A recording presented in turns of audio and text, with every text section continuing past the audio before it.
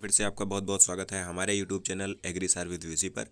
तो फ्रेंड्स, अभी मैं आप लोगों के लिए ह्यूमन एथिक्स एंड वैल्यूज़ का जो है मोस्ट इम्पॉर्टेंट क्वेश्चंस का थर्ड पार्ट लेकर आ चुका हूं। तो अगर इससे पहले आपने पार्ट फर्स्ट एंड सेकंड नहीं देखा है तो वो मैं आप लोगों को कमेंट में पिन कर दूंगा एंड डिस्क्रिप्शन में भी अपडेट कर दूंगा, तो आप लोग वहाँ से देख लीजिएगा।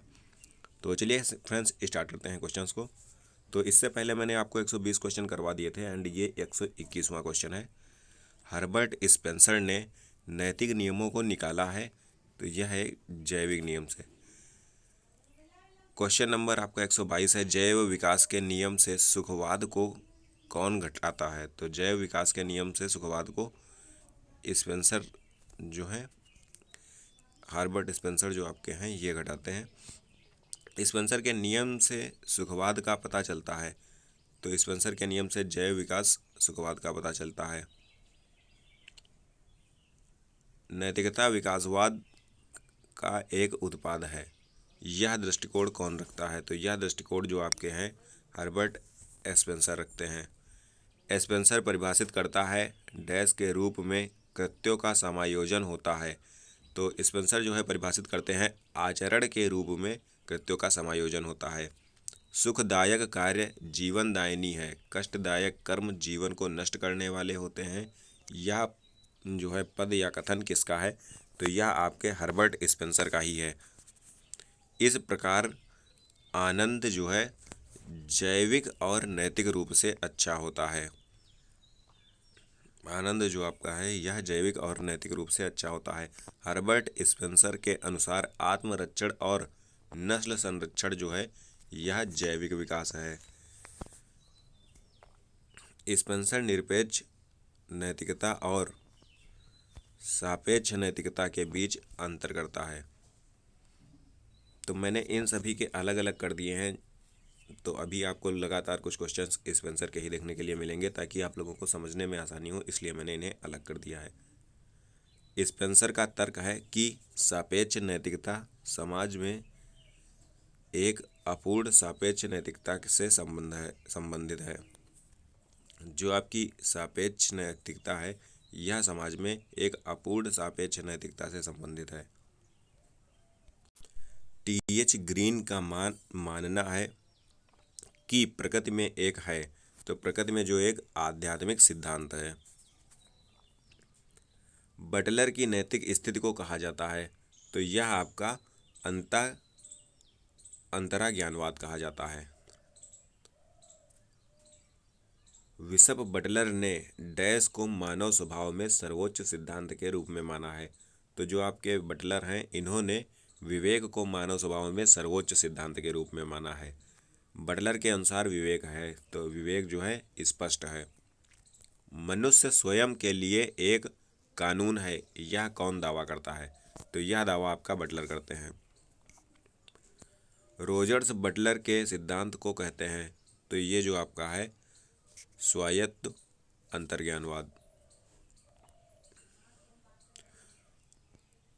हेनरी सिडविक की नैतिक स्थिति के रूप में जाना जाता है, तो हेनरिक सिडविक की जो आपकी नैतिक स्थिति है उसे तर्कसंगत उपयोगितावाद के रूप में जाना जाता है।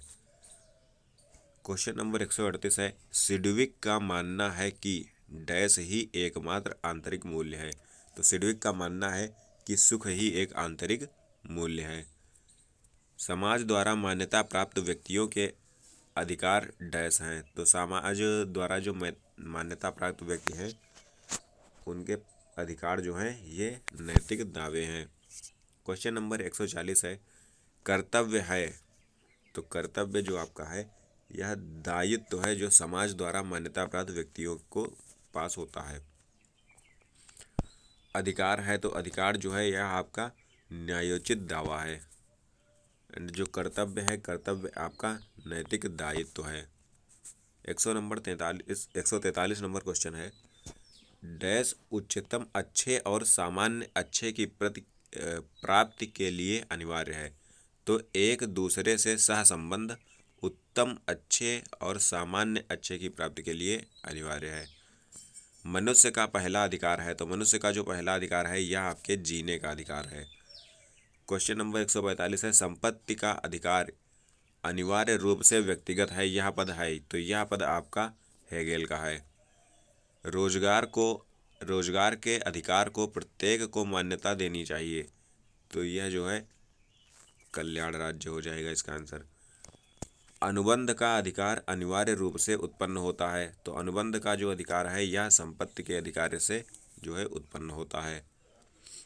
क्वेश्चन नंबर 148 है, जीवन की पवित्रता को किसमें पहचानना चाहिए। तो जीवन की जो पवित्रता होती है इसको जीने में जो है पहचानना चाहिए।